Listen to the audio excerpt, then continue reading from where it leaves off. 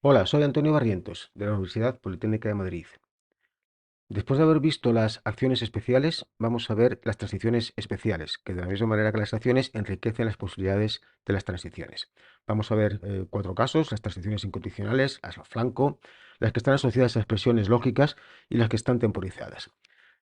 Las transiciones incondicionales ya las hemos utilizado, en concreto cuando hablábamos de las convergencias en I.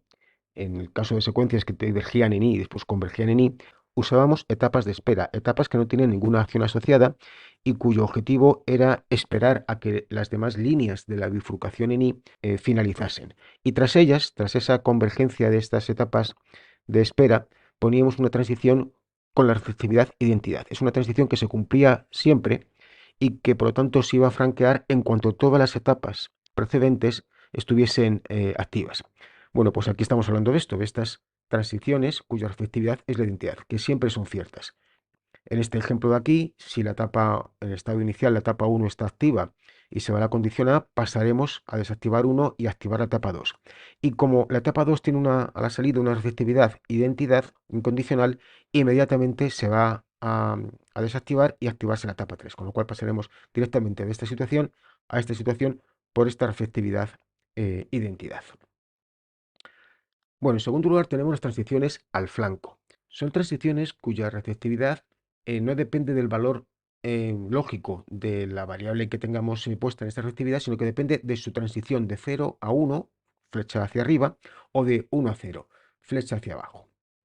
Por dejarlo claro, imaginemos que en una situación previa a la que está aquí dibujada, estamos con la etapa de aquí arriba activa. La etapa 0 está activa. Y C1 vale ya 1. Es 1 en ese momento. A continuación, se da por cierta esta receptividad, con lo cual la etapa 0 deja de estar activa y se activa la etapa 1. Podríamos pensar que como C1 vale 1, esta receptividad sería cierta y se evoluciona hacia la etapa 2, pero no. Tenemos aquí una receptividad al flanco.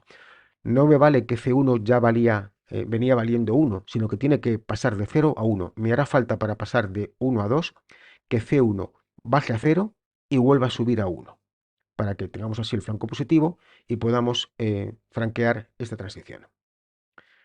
Bien, pues esto lo indicamos con esta flecha hacia arriba para flanco positivo o una flecha hacia abajo para el flanco negativo. En tercer lugar, tenemos las transiciones cuya reflectividad está asociada a una expresión lógica. Si en lugar de tener una variable lógica que vale 1 o 0, tenemos una combinación booleana de variables lógicas, lo deberemos de representar de esta manera. Pondremos entre corchetes esa expresión lógica, entendiendo que el por implica el y lógico y el más implica el o lógico. De tal manera que esta receptividad será cierta si a la vez A y B valen 1 o bien C vale 1. Esta expresión lógica que ponemos aquí puede ser no solamente una combinación de variables lógicas, sino que también puede ser resultado de una comparación. Por ejemplo, en este caso de aquí, esta reflectividad será cierta cuando la variable c, que es un número entero, valga 4. En este caso, esta expresión implica que la reflectividad será cierta cuando la variable a sea mayor que la variable que 2 por la variable c. C puede ser, por ejemplo, una temperatura. Entonces, cuando la temperatura sea mayor que 2 por 15,7 grados, será cierta esta efectividad y estaremos en disposición de que sea franqueada. Y en este caso estamos combinando ambos tipos de expresiones, ¿no? Una expresión que estamos haciendo una comparación y una expresión de una variable lógica. Esta transición se franqueará si se da la condición de que la variable lógica D es cierta y a la vez A2 es distinto de C.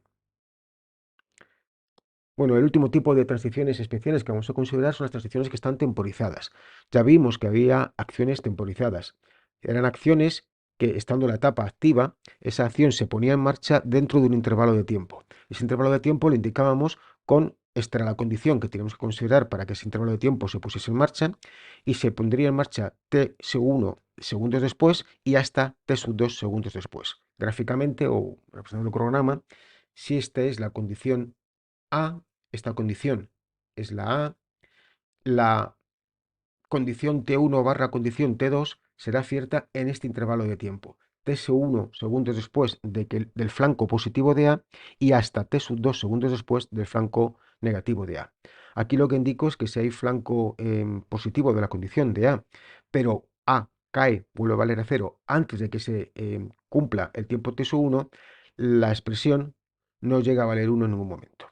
Por ejemplo, en este caso tenemos que si estando la etapa 2 activa, A, la condición A, la variable lógica A, vale 1, podremos transicionar en el intervalo que va desde 10 segundos después de que A valga 1 y hasta 12 segundos después de que la A vuelva a valer a 0. Durante ese tiempo podríamos transicionar de 2 a 3. Si estamos fuera de ese intervalo, no podremos pasar de 2 a 3. Tengamos en cuenta que igual estábamos con la etapa 1 activa y ha cambiado en ese momento, antes de que pasemos a 2.